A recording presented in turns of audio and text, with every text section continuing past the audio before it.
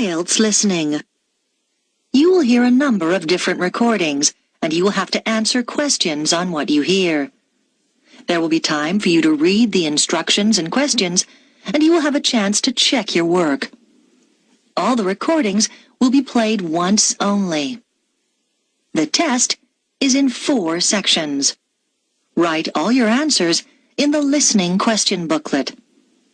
At the end of the test, you will be given 10 minutes to transfer your answers to an answer sheet.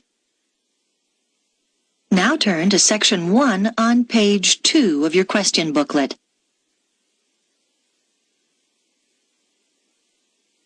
Section 1.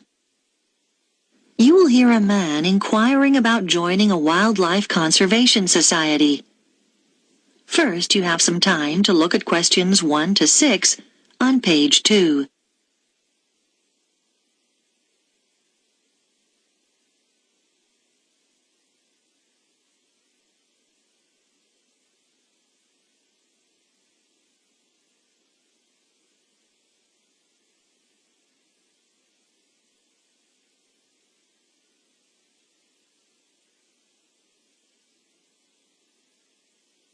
You will see that there is an example that has been done for you.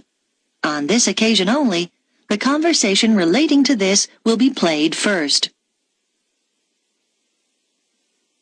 Wildlife Conservation Society. Good afternoon. Can I help you?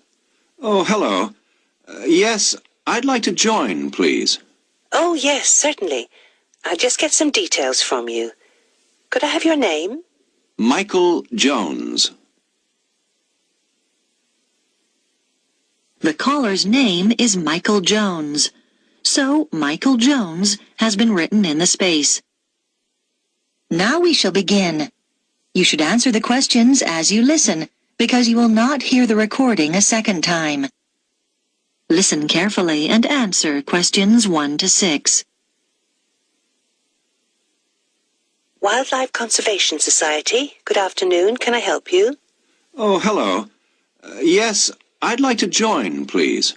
Oh, yes, certainly. I'll just get some details from you. Could I have your name? Michael Jones. Right. And can I ask where you heard about us? Was it in an advert, or did a friend tell you, or... Neither, actually. It was a radio program. Then I just got your number from the phone book. Oh, right. Now I need some membership details. It's Michael Jones, and the address? 21 Beale Street. Okay. Leeds. Fine. And do you know your postcode? Yes, it's LS14 2JW. Okay. And do you have a daytime telephone number we can contact you on? Yes, you can call me at work. The number's 011-73-586-42. And I can give you my office email address if you like. That'd probably be useful. Yes, please. It's mj@hennings.co.uk. Is that HENNINGS? That's right. Thank you. Now, I just need to ask you some questions about exactly what you want. First of all, how long do you want the membership for? We do 2, 3 and 5-year memberships, and we also do one for life. I think I'll just get the minimum length this time round. Fine. And then the type of membership. We do single, joint or family, which covers up to 4 children. Well, we haven't got any children, but I think I'll get the joint one because my wife will probably want to do the activities with me. Yes. Fine. Let me see. That'll be £49 altogether then, please. Before you hear the rest of the conversation, you have some time to look at questions 7 to 10 on page 2.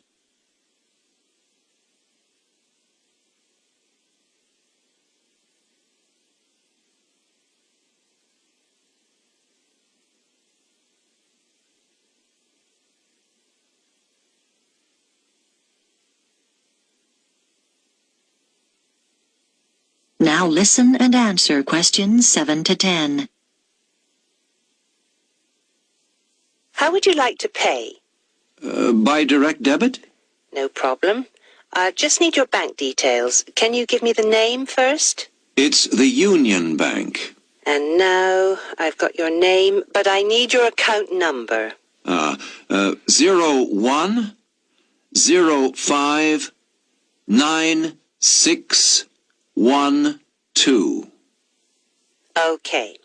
When would you like to start payment? Next month, on the 1st of October, or...? Can you make it the 15th instead?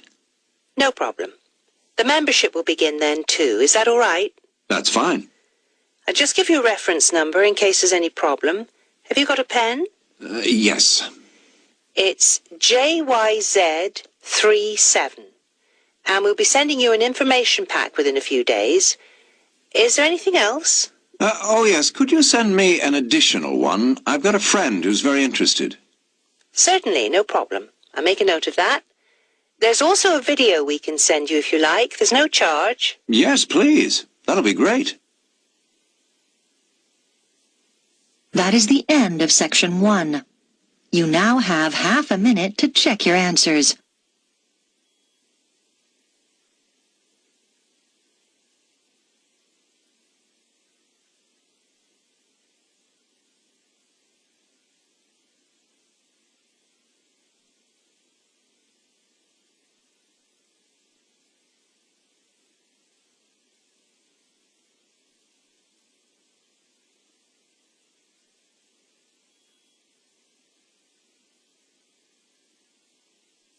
Now turn to section 2 on page 3. Section 2. You will hear a woman talking on a radio program about a festival that is about to take place. First, you have some time to look at questions 11 to 18 on page 3.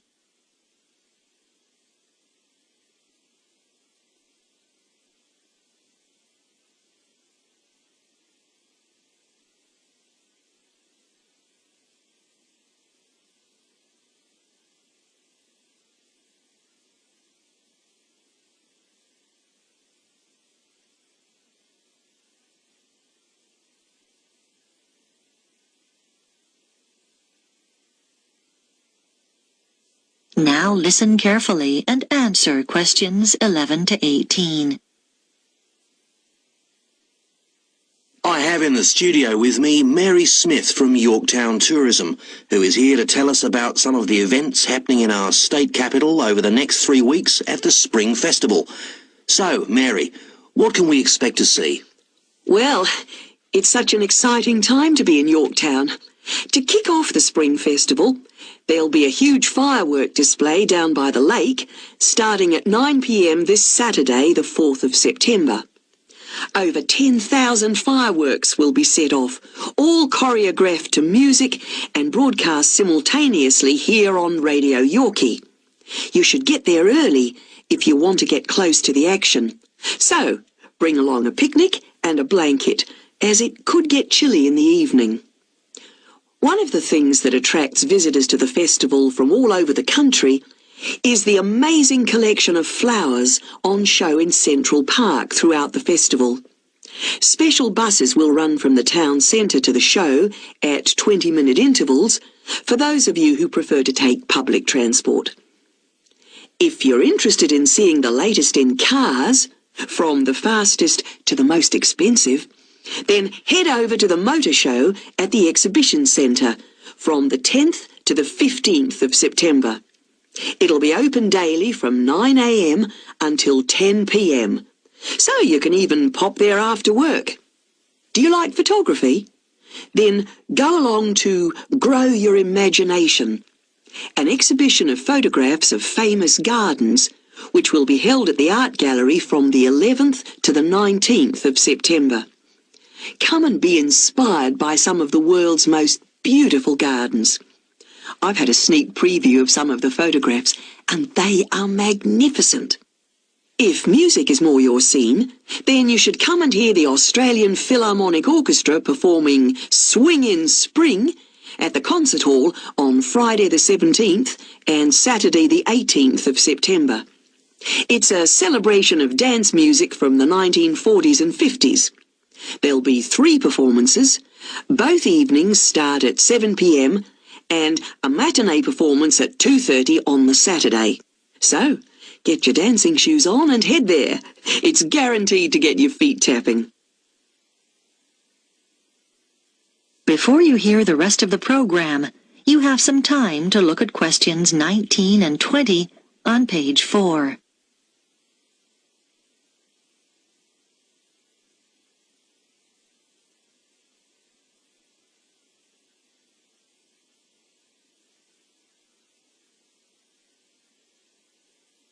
Now listen and answer questions 19 and 20.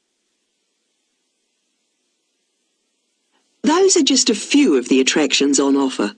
But for something a little different, you could try Balloons Down Under, which is the largest gathering of hot air balloons in the Southern Hemisphere.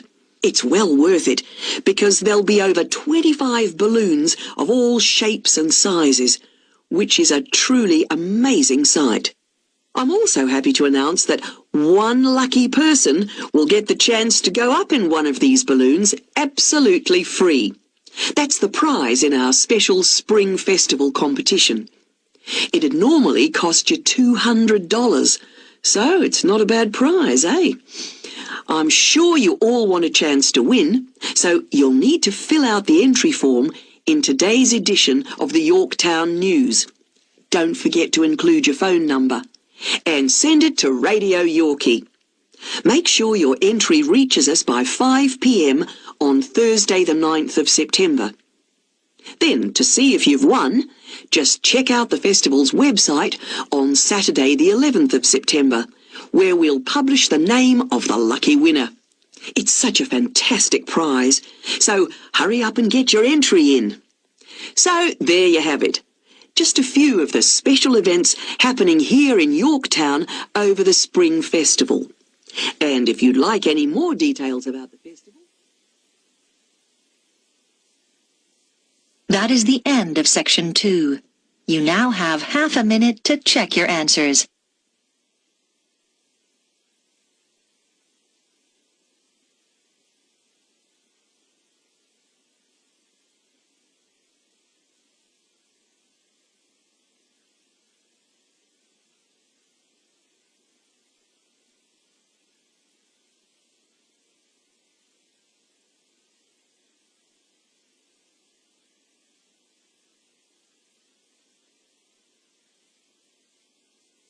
Now turn to section 3 on page 5.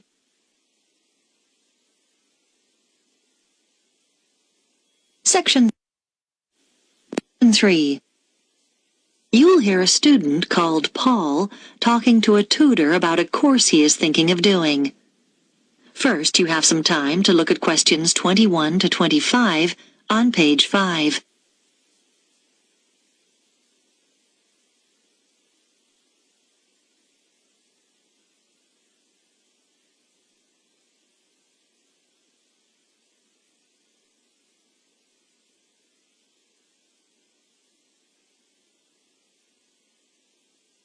Now listen carefully and answer questions 21 to 25. Good morning. Come in. You're Paul, are you? Yes, I spoke to you on the phone. Yes. Have a seat. You wanted to talk to me about the archaeology course? Yes, I've read the handbook, but I'd like to find out a few more details before I decide whether to do it. Right, yes. What would you like to know? Well, first of all, can I combine the archaeology course with one in anthropology? Yes, you can combine it with any other subject apart from classical history. That's simply because there's some overlap in the lecture times for those 2 courses. We weren't able to coordinate them. Okay, fine. And could you tell me about the modules? Well, in the first semester, there are 3. All of them are compulsory. We don't offer optional modules till next year. Right. The first one focuses on what can be learned from specific artifacts, such as pottery and stone tools. It's called Object Matters, and it's taught by Dr. Morris. Is that... how is the module presented? I mean, is it lectures? We refer to the means of presentation as the learning method, and in this case, it's lectures integrated with practical sessions, so it's a mixture. What about the content? I suppose we'll be looking at different kinds of archaeological remains and how to date them and so on. To some extent, but the module is basically about processes. First of all, recording material, then classification, then interpretation of the data. That's how archaeologists draw conclusions about their findings. And finally, display. Is that okay? I think so. Yes, thanks. One other thing. How is the module assessed? Is there an exam? No, it's all based on coursework. Before you hear the rest of the discussion, you have some time to look at questions 26 to 30 on page 6.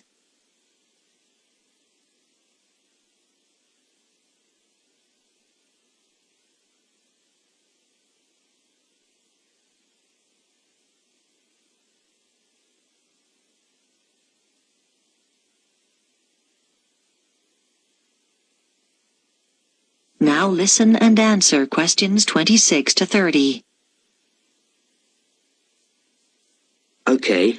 And the second module, that's the one called Towns and Cities, is taught by our department head, Professor Elliott. And as the name suggests, the module's about the origins of built environments and how they developed. That's mainly factual then, I suppose. It is really.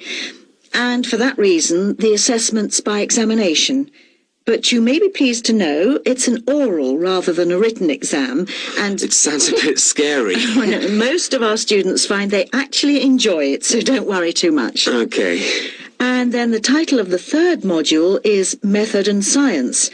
And in that, Dr. Thompson will be introducing you to the standard techniques used in archaeological fieldwork and analysis. Things like excavating and dating. What about the learning method for this module? Are there any lectures, or is it all laboratory work? Oh, it's half lab work and half seminars. There aren't any lectures. Then, right at the end of the module, you'll take part in a site survey. The date for that is week beginning the 10th of March, but I can't tell you the location yet. That'll be announced later. But I think you'll find it very useful. Yes, I know someone who went on that last... That is the end of section 3. You now have half a minute to check your answers.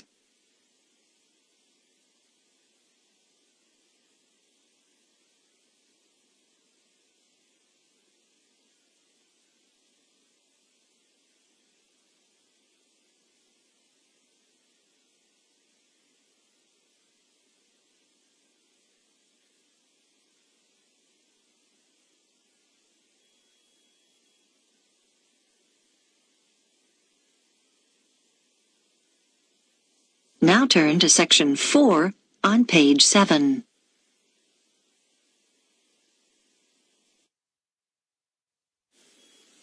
And 4. You will hear a talk about the effects of our digital world on young people. First, you have some time to look at questions 31 to 40 on pages 7 and 8.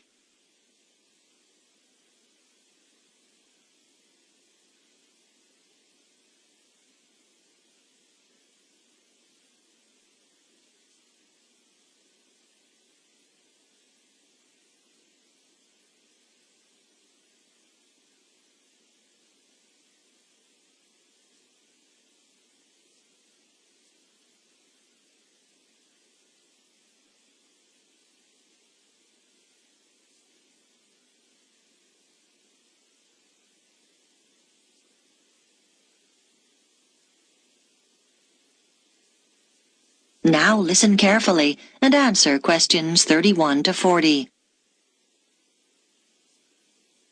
In this lecture series, we're looking at changes occurring due to the rapid spread of digital technology in the last decades of the 20th century.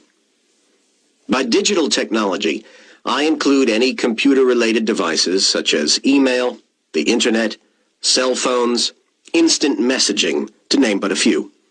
Today's lecture focuses on the ideas of Mark Prensky and what he believes are the major effects that high exposure to digital technology has had on young people today. Firstly, what exactly does Prensky believe? He argues that because today's young people have been born into a digital world and spend hours simply playing with technology, they've changed in fundamental ways. He believes they're evolving differently, and as a result, process information differently from previous generations. It's even possible that these young people's brains have physically changed, although whether this is literally true isn't yet known. Nor does Prensky go quite this far. Prensky divides people into digital natives and digital immigrants. Today's young people are the digital natives, and they belong in this new digital age because they were born into it and grew up as native speakers of the digital language of computer technology, whereas digital immigrants are those born in the generations before the digital age. Just as those who learn a second language often retain their foreign accent, the immigrants are usually, in varying degrees, not quite as effective at speaking the digital language as the natives are. For example, they're more comfortable finding phone numbers using a phone book or looking up information in an encyclopedia, rather than using the internet as a primary source of information. Prensky calls this the digital accent. Another example of the digital accent is scanning a manual for a computer program rather than assuming the program itself will teach you how to use it. Basically, people with a digital accent have never really stopped relying on their original non-digital means of sourcing information. They prefer doing things as they've always done them without typing something into a computer.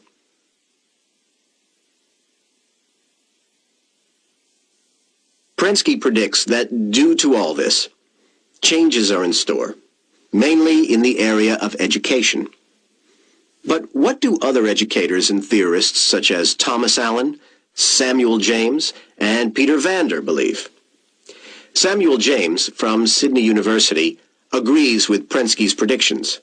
He believes that educators are no longer successful in the way they teach. However, not surprisingly, Prensky has been criticized by more traditional theorists like Peter Vander and Thomas Allen. They disagree with many of Prensky's assertions. Vander argues that a typical classroom is more varied than Prensky believes, with students coming from a range of backgrounds. He maintains that a large percentage of these students are not necessarily proficient with technology, and not all students today fit the one stereotype. And Allen adds that even though most students today have easy access to technology, some just don't find the digital medium appealing. James disagrees, though. He believes that all today's students do share the same basic interest in and knowledge of digital technology. However, James believes our younger students can communicate with their digital immigrant teachers and can still learn using methods which have proven to be successful in the past. James's theories are taken a step further by Allen, who recognizes that both digital immigrants and natives have to deal with vast amounts of information in today's electronic society. Allen maintains that while most young students are proficient in playing computer games and using the web in quite basic ways, they're not used to using the computer at advanced levels. For example, to conduct complex information searches, which are so necessary for university study today. Irrespective of Allen's research, James believes it's possible for computer games to play a major role in making classroom learning more stimulating, and he cites many instances where this would be possible today. However, Vander asserts that rather than focusing on developing games, we should think of better ways to assist teachers, because no computer program comes close to doing what a human teacher does every day. That is the end of Section 4. You now have half a minute to check your answers.